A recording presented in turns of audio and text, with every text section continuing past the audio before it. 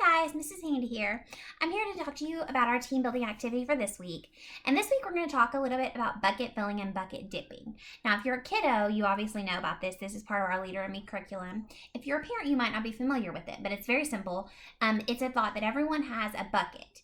And in their bucket, other people's actions and your own actions can either fill your bucket or dip from your bucket. So if we say, you fill my bucket or you dip from my bucket, that's the thought that someone else's actions affected your bucket. So if someone bumps into you in the hallway and just keeps going, that would dip from your bucket. But if someone sees you in the hallway and you've knocked all your stuff out and they bend over and help you pick it up, that'd be a bucket filler. And then often, if you fill someone else's bucket, that would make your bucket fill too, because you helped them and you did something nice for them. So we talk a lot about that at school, about being a bucket filler and not being a bucket dipper. And if the class is all listening, we say, oh, you're really filling my bucket right now because you guys are all being such good listeners.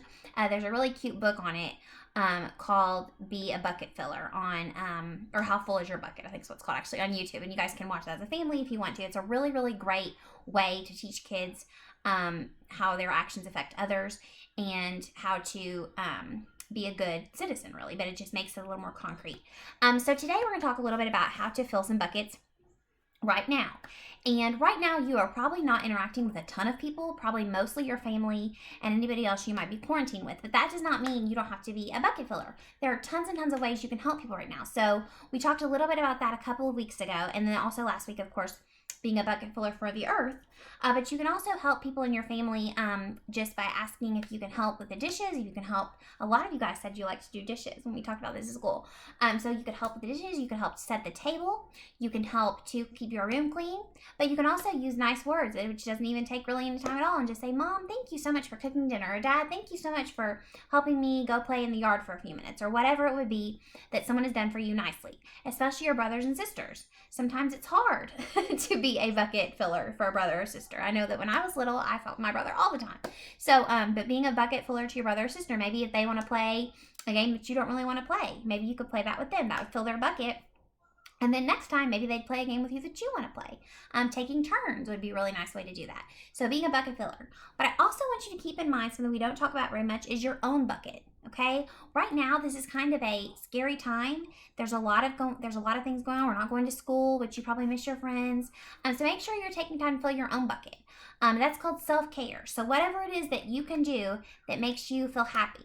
Now that doesn't mean that if you like TV, you should just watch TV all day, because you want to make sure you're getting other activities to fill your own bucket. So like for me, self-care, I like to paint my nails. I like to take bubble baths.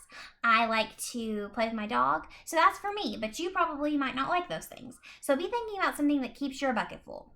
And also if you feel like you need to talk about things, if you're nervous and you want to talk to somebody, you can always talk to your parents. If your parents don't know how to help you with your questions, they can always talk to me, and I can always let Miss Davis know or Dr. Ross know. Just make sure you talk to someone if you're feeling anxious or nervous, because that's really, really important. And this is kind of a time right now, there's so much going on at home and outside that it might be kind of a scary feeling. So if you're ever nervous about something and you need to talk to your mom and dad, or you want to just mention it in a Zoom meeting or anything like that, all the grown-ups in your life are there to help you. So just let us know if there's something that you're scared of or concerned about, okay? Because this is kind of a time where we might have some questions, and that's totally normal. So just if you do, let us know, and we will definitely try to help you with that. And whatever your self-care is, if you're busy and your family is lots of noise and you want to go to your room for a few minutes, just tell your mom, just say, I think I want to go to my room for a few minutes. And that's totally normal. Everybody needs some alone time too, okay? So just keep that in mind. And if you want to go for a walk, that's another way to have self-care. So any of those kinds of things, just make sure your own bucket is full too,